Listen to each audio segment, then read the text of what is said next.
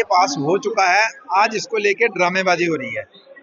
जब जो कोई विधायक बनता है, चाहे कम भी पढ़ा लिखा होगा, लेकिन उसको थोड़ा बहुत तो पॉलिटिक्स का अंदाजा होता है कि देश की पॉलिटिक्स में क्या चल रहा है। और इन सभी विधायकों को इसका अच्छे तरीके से मालूम है कि सांसद में मेजॉरिटी के साथ दोनों सदनों में इसको पारित किया गया है।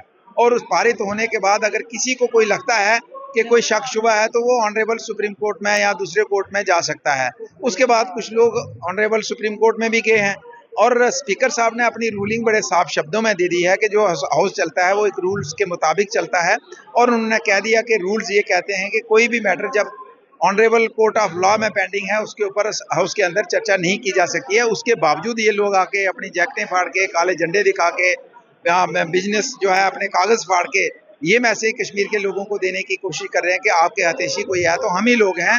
लेकिन इनको असली में तकलीफ ये है कि शेख मोहम्मद अब्दुल्ला वक्फ बोर्ड के लंबे समय तक हेड रहे जम्मू कश्मीर के अंदर, और उनके जाने के बाद ये वक्फ बोर्ड है कश्मीर में, जम्मू में, ये नेशनल कॉन्फ्रेंस के लोगों की एक प्रॉपर्टी बन गई। उनका इसके ऊपर कब्जा हो गया। आज इसमें अमेंडमेंट होने की वजह से उनको लगता है कि आज कंट्रोल जो है नेशनल कॉन्फ्रेंस के चंद लोगों का जो कंट्रोल रहा है, अब उनके हाथ से निकल के आम मुसलमान के हाथ में कंट्रोल जाएगा। वो इनसे बर्दाश्त नहीं होता कि हम मुसलमान के हितैषी नहीं हैं, कुछ के विरोधी हैं, इसलिए इस वक्फ बोर्ड का ये विरोध कर रहे हैं, जबकि असेंबली के अंदर इसके ऊपर चर्चा करने की कोई गुंजाइश नहीं है। कॉन्फ्रेंस मुर्दाबाद। ये पास हो चुका है, आज इसको लेके ड्रामेबाजी हो रही है। जब जो कोई विधायक बनता है, चाहे कम भी पढ़ा लिखा होगा, लेकिन उसको थोड़ा बहुत तो पॉलिटिक्स का अंदाजा होता है कि देश की पॉलिटिक्स में क्या चल रहा है।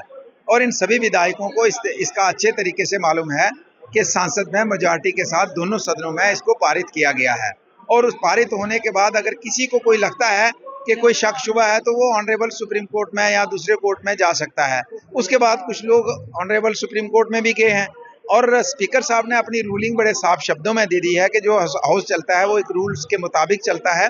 और उन्होंने कह दिया कि रूल्स ये कहते हैं कि कोई भी मैटर जब ऑनरेबल कोर्ट ऑफ लॉ में पेंडिंग है, उसके ऊपर हाउस के अंदर चर्चा नहीं की जा सकती है। उसके बावजूद ये लोग आके अपनी जैकेटें फाड़ के, काले झंडे दिखा के, बिजनेस जो है अपने कागज फाड़ के ये मैसेज कश्मीर के लोगों को देने की कोशिश कर रहे हैं कि आपके हितैषी कोई है तो हम ही लोग हैं।